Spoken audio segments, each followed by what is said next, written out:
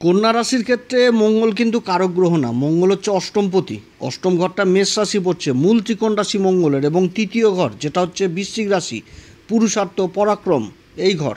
তো এই ঘরের অধিপতি হয়ে এই দুটি ঘরের অধিপতি এতদিন রাশির উপর অবস্থান করছিল। তো এবার এই সেপ্টেম্বর মাসের 13 তারিখ 2025 মঙ্গল রাশি পরিবর্তন করছে। এবার রাশি পরিবর্তন করে কন্যা রাশি থেকে অবস্থান করবে তুলা রাশিতে। তো তুলা রাশিতে মঙ্গলদেবের এই অবস্থান কন্যা রাশির ক্ষেত্রে কী রকম প্রভাব দিবে, মঙ্গলের এই রাশি পরিবর্তনে কী রকম প্রভাব পড়বে কন্যা রাশির উপর, কন্যা রাশি কোন দিক থেকে লাভবান হবে, কোন দিক থেকে বিশেষ সাবধান এবং কোন বিশেষ উপাচার এই সময়কালে করবে, এইগুলো সমস্ত কিছু আজকের ভিডিওতে তুলে ধরবো। তো অনুষ্ঠানটি শুরু করার আগে সমস্ত দর্শক বন্ধুদের নমস্কার জানাচ্ছি। তার সাথে বলবো, যারা বহুদিন ধরে অনুষ্ঠান দেখছেন এখনও পর্যন্ত সাবস্ক্রাইব করেননি, অবশ্যই সাবস্ক্রাইব করবেন, এই চ্যানেলের সঙ্গে থাকুন, জ্যোতিষীয় সম্পর্কিত অনেক তথ্য জানতে পারবেন। তবে আমি কোনো রকমভাবে কোনো দর্শক বন্ধুকে বিভ্রান্ত করার চেষ্টা করছি না, এটা গ্রহের গোচরের উপরই আলোচনা করা হচ্ছে, কারো কোনো রকম ব্যক্তিগত কুষ্টি ধরে আলোচনা নয়, এবং এটা চন্দ্ররাশি অনুসারেই বলা হচ্ছে। মঙ্গল এতদিন রাশির উপর অবস্থান করছিল, এবং রাশির উপর অবস্থান করছে, আর ওদিক হচ্ছে শনি আবার সপ্তম ঘরে অবস্থান করছে। তো শনি আর মঙ্গলের সমসপ্তম যোগ তৈরি হয়েছিল। তো এই মুহূর্তে সবথেকে ভালো জিনিস হচ্ছে যে অষ্টমপতির সাথে যে শনির একটা সমসপ্তম যোগ, সেই যোগটা কিন্তু ভঙ্গ হলো। তবে এটাও ঠিক, অষ্টমপতি যেখানে বসবে সেখানটাতে তো সংঘর্ষ জিনিস নিয়ে আসবে। অতএব কন্যা রাশির ক্ষেত্রে এই সময়কালেও সংঘর্ষ থাকবে, কিন্তু সংঘর্ষের মধ্যে ভাগ্য আবার লুকিয়ে রয়েছে। যত সংঘর্ষ করবে ভাগ্য তত বৃদ্ধি হবে, এবং তার সাথে ধনসম্পত্তি আর্থিক দিক মজবুত হবে। মঙ্গলের এরকমই অবস্থান বুঝাচ্ছে, কারণ দেবগুরু বৃহস্পতি তো কেন্দ্রে অবস্থান করছে, কর্মের ঘরে দেবগুরু বৃহস্পতি অবস্থান করছে। কন্যা রাশির ক্ষেত্রে দেবগুরু বৃহস্পতির দুটি ঘরই পড়ছে কেন্দ্রে, মূল ত্রিকোণ রাশি যেটা ধনু রাশি চতুর্থ ঘর, এবং সপ্তম ঘর যেটা হচ্ছে মীন রাশি। এই দুটি ঘরের অধিপতি হচ্ছে দেবগুরু বৃহস্পতি, কর্মের ঘরে অবস্থান করছে, এবং দেবগুরু বৃহস্পতির দৃষ্টিও থাকছে মঙ্গলের উপর, অর্থাৎ কর্মের ঘর থেকে দেবগুরু বৃহস্পতির শুভ পঞ্চম দৃষ্টি মঙ্গলের উপর থাকছে। সেরকম আবার দেবগুরু বৃহস্পতি নিজের মূল ত্রিকোণ রাশি চতুর্থ ঘর ধনু রাশিকে দেখছে, এবং নবম দৃষ্টি দিয়ে দেখছে ওই শনির আবার মূল ত্রিকোণ রাশি কুম্ভ রাশিকে, যেখানটাতে আবার রাহু অবস্থান করছে। অর্থাৎ মঙ্গলের উপরেও দেবগুরু বৃহস্পতির পঞ্চম দৃষ্টি থাকছে, তার সাথে আবার রাহুর উপরেও দেবগুরু বৃহস্পতির নবম দৃষ্টি থাকছে, এবং এই গোচরে আবার রাহুরও দৃষ্টি থাকছে মঙ্গলের উপর। তো এটা একটা ভালো জিনিস উঠে আসছে, এবং তার সাথে উঠে আসে কি একটি ত্রিকোণ, যে ত্রিকোণটাকে বলা হচ্ছে অর্থ ত্রিকোণ, অর্থাৎ অর্থের জায়গাটা এই সময়কালে ভালো দেখাচ্ছে এই কন্যা রাশির। কারণ মঙ্গল, তারপরে রাহু, তারপরে দেবগুরু বৃহস্পতি, এই যে ঘরগুলোতে অবস্থান করছে, সে তার যে একটা ত্রিকোণ তৈরি হচ্ছে সেটাকেই অর্থ ত্রিকোণ বলা হয়। যে 2, 6 আর এদিক হচ্ছে 10 নম্বর ঘর, এই ঘরগুলোকে নিয়ে যে ত্রিকোণটা সেটা হচ্ছে অর্থ ত্রিকোণ। তবে এটা ভুললে চলবে না যে অর্থ ত্রিকোণ তৈরি হচ্ছে, এটা ঠিক, কিন্তু অর্থ ত্রিকোণের মধ্যে সংঘর্ষ জিনিসটা যথেষ্ট থাকবে এই কন্যা রাশির ক্ষেত্রে। মঙ্গল অবস্থান করছে তুলা রাশিতে, তাহলে সবার প্রথম দেখতে হবে যে তুলা রাশির অধিপতি শুক্রের সাথে এই সময়কালে কী রকম সম্পর্ক উঠে এসছে। যদি মিত্রতা সম্পর্ক থাকে তাহলে আরও ভালো রেজাল্ট দিবে। গুরুর দৃষ্টি, তারপরে আবার শুক্রের সাথে মিত্রতা, তো শুক্রও কিন্তু এই সময় ওই লাভের ঘরে অবস্থান করছে, সেটা হচ্ছে কর্কট রাশিতে, এবং পরবর্তীতে আবার রাশি পরিবর্তন করে চলে আসবে সিংহ রাশিতে। অর্থাৎ একটা মিত্রতার সম্পর্ক, তৎকালীন সম্পর্ক জবরদস্ত একটা ভালো উঠে আসছে, এবং মঙ্গলের যে দৃষ্টিগুলো, সেই দৃষ্টিগুলোও কিন্তু যথেষ্ট ভালো প্রভাব দিবে এই সময়কালে। কারণ মঙ্গলের দ্বিতীয় ঘরে অবস্থান, বাণীর ঘরে অবস্থান, ধনসম্পত্তির ঘরে অবস্থান, খাবার দাবারের ঘরে মঙ্গলের এই অবস্থান, তার যার চতুর্থ দৃষ্টি পড়ছে আবার পঞ্চম ঘরে। কন্যা রাশির ক্ষেত্রে পঞ্চম ঘরটা হচ্ছে মকর রাশি, তাহলে মঙ্গল নিজের উচ্চ ঘরের উপর দৃষ্টি দিচ্ছে, যেটা পঞ্চম ঘর মকর রাশি। সেরকম সপ্তম দৃষ্টি দিয়ে নিজের মূল ত্রিকোণ রাশি মেষ রাশিকেও দেখছে, যেটা হচ্ছে অষ্টম ঘর কন্যা রাশির ক্ষেত্রে, এবং অষ্টম দৃষ্টি দিয়ে দেখছে ভাগ্যের ঘর বৃষ রাশিকেই দেখছে, যেটা হচ্ছে নবম ঘর বৃষ রাশি। তাহলে ভাগ্যের ঘরকেও দেখছে, অষ্টম ঘরকেও দেখছে, আবার পঞ্চম ঘরকেও দেখছে, আর তারপর আবার দেবগুরু বৃহস্পতির দৃষ্টি মঙ্গলের উপর যে পড়ছে। তাহলে যথেষ্ট ভালো একটা অবস্থান পেয়েছে এবার মঙ্গল। অষ্টমপতি হলে কি হবে, অনেক দিক থেকে অনেক গোপন জিনিস এই সময়কালে সম্ভব হবে এই কন্যা রাশির জীবনে। এবার মঙ্গল যে নক্ষত্রগুলোতে গোচরটা সম্পন্ন করবে সেটা হচ্ছে তিনটি নক্ষত্র, চিত্রা নক্ষত্র, স্বাতী নক্ষত্র, বিশাখা নক্ষত্র। চিত্রা নক্ষত্রে 13ই সেপ্টেম্বরে থাকবে, 13ই সেপ্টেম্বর চিত্রা নক্ষত্রে থাকবে। চিত্রা নক্ষত্রের দুটি চরণ পর হচ্ছে কন্যা রাশিতে, আর 2টি চরণ পর হচ্ছে তুলা রাশিতে। তো কন্যা রাশিতে যতদিন মঙ্গল ছিল সে সময় একটা বুধের প্রভাব কাজ করছিল, বুধের ম্যানেজমেন্ট, বুধের বুদ্ধি, বুধের স্মরণশক্তি, বুধের ব্যবসায়িক করার ক্ষমতা, এই জিনিসগুলো কাজ করছিল। এবার চলে আসলো হচ্ছে তুলা রাশিতে। তুলা রাশিতে আসা মানে শুক্রের প্রভাবটা চলে আসলো। তো শুক্রের কোন প্রভাবটা পড়বে এই সময়? শুক্রের আকর্ষণ জিনিসটা বৃদ্ধি পাবে, তার সাথে প্রতিভা জিনিসটা উঠে আসবে, গুণ জিনিসটা চলে আসবে, যে ভিতরের গুণ, প্রতিভা, আকর্ষণ এগুলো বৃদ্ধি পেয়ে যাবে নিজের কর্মক্ষেত্রে। এবং চিত্রা নক্ষত্রের অধিপতি হচ্ছে বিশ্বকর্মা দেব, যে হচ্ছে নির্মাতার দেবতা। বিশ্বকর্মা এমন একটি দেবতা যে নির্মাতার দেবতা, যে কোনো কাজ নির্মাণ কাজ, যে নির্মাণ কাজে কোনো সময় বাস্তুদোষ জিনিসটা থাকে না। এত পবিত্র নক্ষত্র। এই নক্ষত্রে বড় বড় কোম্পানির ভিত স্থাপন হয় বা বড় বড় কোনো কনস্ট্রাকশনের ভিত স্থাপন হয় এই নক্ষত্রে, যে বাস্তুদোষ থাকে না। বিশ্বকর্মার নক্ষত্র, এই নক্ষত্রে করা খুব ভালো নক্ষত্র, পবিত্র নক্ষত্র। এই নক্ষত্রের অধিপতি বিশ্বকর্মা, আর নক্ষত্রের অধিপতি হচ্ছে এই মঙ্গলদেব। তো নিজের নক্ষত্রেই থাকছে দ্বিতীয় ঘরে। দ্বিতীয় ঘরে থেকে তার দৃষ্টিগুলো এই সমস্ত ঘরে পড়ছে, পঞ্চম ঘর, অষ্টম ঘর এবং ভাগ্যের ঘর। তারপর গুরুর দৃষ্টি থাকছে, রাহুর দৃষ্টি থাকছে। একটা নির্মাণ হতে যেরকম বহুদিন সময় লাগে, সেরকম নির্মাণের ফিনিশিং যেটা থাকে সেটাও তো আকর্ষণ করার একটা জায়গা। এই জায়গাটা যতটা ভালো ফিনিশিং হবে ততই তো নাম, প্রসিদ্ধি, খ্যাতি সমাজে ছড়িয়ে পড়বে। তো এই জিনিসটা হবে এই সময়কালে আকস্মিকভাবে, যে একটা বড় নির্মাণ কার্য হয়েছে, তার যে ফিনিশিং দেখার মতন হলো। তো যে ইঞ্জিনিয়ার, তার সাথে যে আনুষঙ্গিক যারা যোগ থাকছে, তাদের কাজকর্মে যথেষ্ট উন্নতি, আর্থিক দিকটা যথেষ্ট মজবুত হবে এই সময়কালে। বা এইগুলো বিষয়ের উপর যারা পড়াশোনা করছেন তাদের কর্মলাভের প্রবল সম্ভাবনা থাকছে এই সময়কালে। যারা হস্তশিল্পী বা কোনো প্রোডাক্টের কাজে রয়েছেন, যেখানটাতে নির্মাণ বা কিছু জিনিস তৈরি হচ্ছে, সেই কাজগুলোতে যথেষ্ট উন্নতি হবে এই সময়কালে এই কন্যা রাশির। এই নক্ষত্রে চিত্রা নক্ষত্র নিজের নক্ষত্রে থাকছে। এই সময়কালে ভাগ্যেরও সঙ্গ পাবে, ভাগ্যের ঘরে দৃষ্টি থাকছে মঙ্গলের। আর্থিক দিক যথেষ্ট উন্নতি হবে, আর্থিক দিক যথেষ্ট সবল হবে। যারা বড় বড় প্রজেক্টের আশায় রয়েছেন, এই প্রজেক্টগুলো এই সময় পাবে। কোনো বড় বড় নির্মাণ বা বহুতল কাজের সাথে যারা যুক্ত রয়েছেন, বড় বড় ফ্ল্যাটের কাজ হোক বা অন্য কোনো বড় বড় নির্মাণ, যেখানটাতে বহু ইনকাম সোর্স বা বহু আর্থিক উন্নতির থাকার সম্ভাবনা থাকছে, সেই জায়গাগুলোতে বিশেষ উন্নতি থাকছে এই কন্যা রাশির। তবে মঙ্গল হচ্ছে একটি খুবই চঞ্চল, ওভার কনফিডেন্ট, একটুতে লড়ে যাওয়া, মেরে দেওয়া, অধৈর্যের কারক। অতএব যে এই সমস্ত সময় এই সমস্ত দিকে অবশ্যই ধৈর্য জিনিসটা রাখতে হবে, অধৈর্য হলে চলবে না। শুক্রের নক্ষত্রে প্রতিভা, গুণ এগুলো উঠে আসে। তো প্রতিভা, গুণ দেখাতে গেলে তো অধৈর্য হলে চলবে না, ধৈর্য ধরেই কাজ করে নিজের প্রতিভাকে সমাজের সামনে তুলে ধরতে হবে। তো এটাও কিন্তু মনে রাখতে হবে। এরপরে চলে আসবে হচ্ছে 23শে সেপ্টেম্বর স্বাতী নক্ষত্রে চলে আসবে। স্বাতী নক্ষত্র হচ্ছে কি রাহুর নক্ষত্র। রাহুর দৃষ্টি থাকবে এ সময় মঙ্গলের উপর। স্বাতী নক্ষত্রের অধিপতি রাহু, আর অধিপতি দেবতা হচ্ছে বায়ুদেব। তো বায়ু তো কোনো সময় এক জায়গায় স্থির থাকে না, চারিদিকে ছড়িয়ে পড়ে।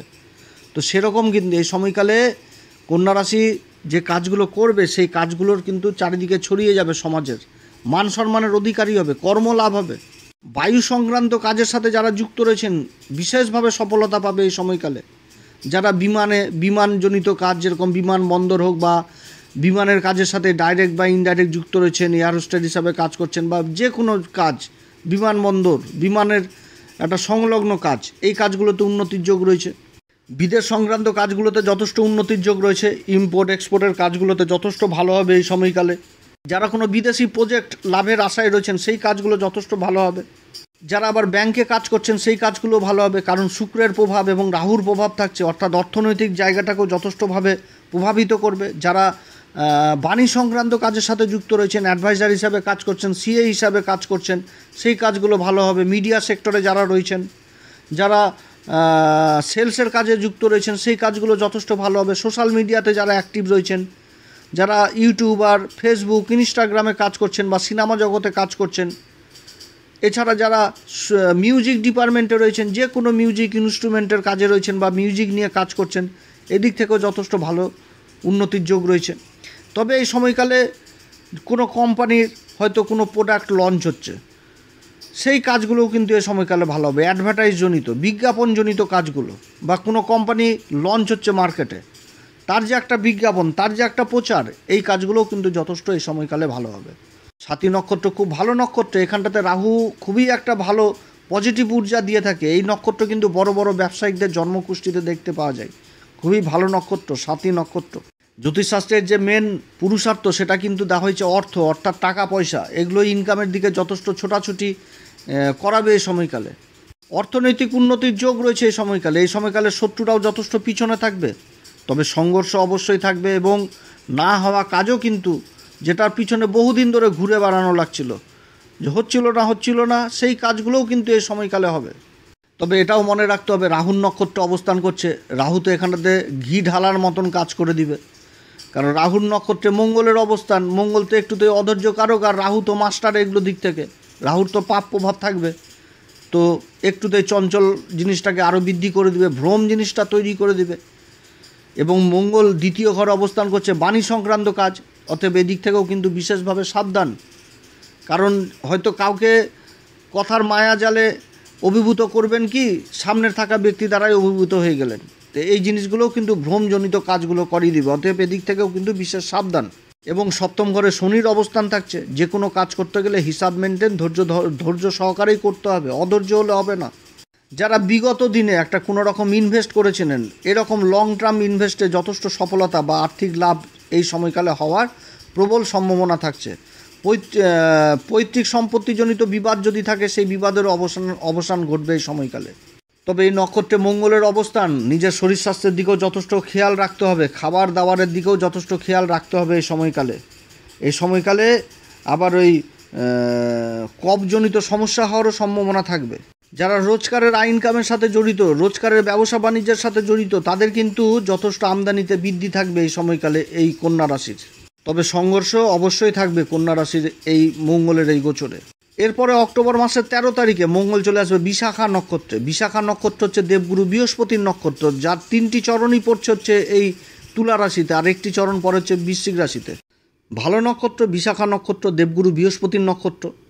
তো এই সময়কালে কিন্তু অনেক পরিবর্তন হবে। যেমন 13ই অক্টোবরে যেরকম বিশাখাতে আসবে, সেরকম শনিও কিন্তু নক্ষত্র পরিবর্তন করবে। অক্টোবর মাসের 3 তারিখে শনি নক্ষত্র পরিবর্তন করে নেবে, চলে আসবে হচ্ছে দেবগুরু বৃহস্পতির পূর্বা ভাদ্রপদ নক্ষত্রে। আবার 18ই অক্টোবর দেবগুরু বৃহস্পতি আবার অতিচারী ভূমিকায় রাশি পরিবর্তন করে নেবে। কর্মের ঘর থেকে চলে যাবে একদম লাভের ঘরে, কর্কট রাশিতে উচ্চ অবস্থায় থাকবে। তো এই সময় দেবগুরু বৃহস্পতির যে কর্মের ঘরে অবস্থায় মঙ্গলের উপর দৃষ্টি, সেটা কিন্তু চেঞ্জ হবে এই সময়।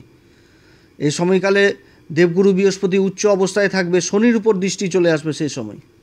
তো যাই হোক, গুরুর নক্ষত্র অবস্থান এবং গুরুরও দৃষ্টি থাকবে কিছু সময়ের জন্য, কিছু দিনের জন্য। তারপরে গুরু তো লাভের ঘরে চলে যাবে, আর গুরুর সাথে মঙ্গলের সম্পর্ক হচ্ছে মিত্রতা। তো এই সময়কালেও যথেষ্ট ভালো ফল পাবে। বিশাখা নক্ষত্র এমন একটি নক্ষত্র, এই নক্ষত্রের যে সিম্বল, সেই সিম্বলটা দেওয়া হয়েছে আমাদের জ্যোতিষশাস্ত্রে, সেটা হচ্ছে কি রাজগেট। আগেকার দিনের রাজারা যেরকম নিজেদের লক্ষ্যে পৌঁছে যাওয়া বা যুদ্ধে জয় করা, তারপরে তো যুদ্ধ জয় মানে তো একটা সংঘর্ষ, বা লক্ষ্যে পৌঁছানো জীবনে একটা সংঘর্ষ, এটাও বোঝাচ্ছে। তো যখন ফিরে আসতো দেশে, তখন তাকে, রাজাকে সম্মান দেওয়ার জন্য যে রাস্তায় বড় বড় গেট তৈরি করা হতো, সেটা কিন্তু বোঝাচ্ছে। অর্থাৎ একটা নিজের লক্ষ্যে পৌঁছানো এবং সম্মান প্রাপ্তি হওয়া, এই সম্মান প্রাপ্তি করা, এই জিনিসটাও কিন্তু বোঝাচ্ছে এই সময়কালে। তো ভালো অবস্থান এই বিশাখা নক্ষত্রে। এই সময়কালে মানে কর্মক্ষেত্রে নিজের কর্মের জন্য প্রশংসিত হওয়া, সম্মানের পাত্র হওয়া, প্রমোশন হওয়া কিংবা কর্মলাভ হওয়া, সেটাও বোঝাচ্ছে যে নিজের লক্ষ্যে পৌঁছানো সংঘর্ষের মাধ্যমে। তো যারা সংঘর্ষের সাথে যুক্ত রয়েছেন, নিজের কর্মকে প্রসারিত করছেন, সেই ক্ষেত্রে আবার উন্নতির যোগ রয়েছে। বা যারা কর্মের সন্ধানই করছেন, সংঘর্ষ করছেন, খোঁজাখুঁজি করছেন, ধরাধরি করছেন, কারণ মঙ্গলের যে সপ্তম দৃষ্টিটা, সেটা অষ্টম ঘরে পড়ছে। হয়তো গোপনেই ধরাধরি করছে, দাদা একটা কাজের ব্যবস্থা করে দেন। তো এই কাজগুলোতে ভাগ্যের সঙ্গ পাবে এবং কর্মলাভও হবে। তবে বিশাখা নক্ষত্রের মাইনাস দিকও রয়েছে। সেটা হচ্ছে কি, যে নিজের লক্ষ্যে পৌঁছানোর পরে এরা মনে করে যে আরও যদি কিছু একটু ভালো পেতাম, যদি 100 টাকা লাভ হয়তো তখন বলবেন না, আরও যদি এর সাথে কিছু একটু পেতাম। এই জিনিসগুলো কিন্তু হয় এই বিশাখা নক্ষত্রে। এদের মন ভরানো খুব মুশকিল আর কি, এক কথায়। তো লক্ষ্যটা এদের না, চাহিদাটা খুব বেশি থাকে জীবনে। এবং এরা যদি নিজের লক্ষ্যকে স্থির করে নেয়, কারণ এর যে আরও একটি আমাদের জ্যোতিষশাস্ত্রের সিম্বল দেওয়া হয়েছে, সেটা হচ্ছে কুমারের চাক। যে চাকের মধ্যে মাটি রেখে হাত দিয়ে চাক ঘুরিয়ে সে মাটিকে একটা শেপ দেওয়া, একটা পাত্রের আকৃতি দেওয়া, এটাও কিন্তু বোঝাচ্ছে যে নিজের জীবনে যদি একবার লক্ষ্যকে স্থির করে নেয় যে আমাকে এটা প্রাপ্তি করতে হবে, এটাও কিন্তু বোঝাচ্ছে। অর্থাৎ যারা শিক্ষার সাথে জড়িত রয়েছেন, উচ্চ শিক্ষার সাথে জড়িত রয়েছেন, বা যে নিজের কাজের সাথে জড়িত রয়েছেন, যে সেই কাজ করে তাকে উন্নতির চরম শিখরে উঠতে হবে, সেই জিনিসগুলোও কিন্তু ঘটাবে এই কন্যা রাশির ক্ষেত্রে মঙ্গলের এই অবস্থান।